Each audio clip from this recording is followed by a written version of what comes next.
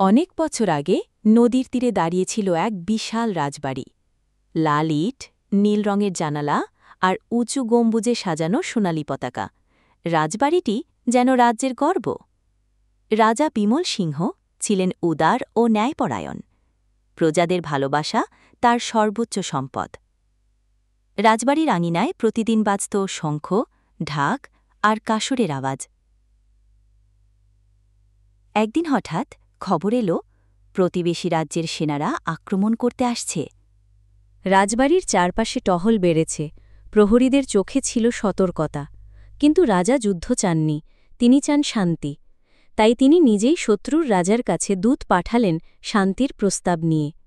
দূতের হাতে ছিল এক সোনার পায়রা, বন্ধুত্বের প্রতীক। কয়েকদিন পর খবর এলো, যুদ্ধ বাতিল হয়েছে। দুই রাজা মিলিত হয়ে চুক্তি স্বাক্ষর করলেন। রাজবাড়ির আঙিনায় সেই দিন মহোৎসব হল, দীপজ্বালা, নৃত্য, গান, সুগন্ধি খাবারের আয়োজন। বছরের পর বছর কেটে গেল, কিন্তু সেই দিনের গল্প এখনও গ্রামবাসীর মুখে মুখে ফেরে। রাজবাড়ি আজ কিছুটা জরাজীর্ণ হলেও তার দেয়ালে এখনও খোদাই হয়ে আছে সেই সোনার পায়রার ছবি, শান্তি আর ঐক্যের প্রতীক হিসেবে।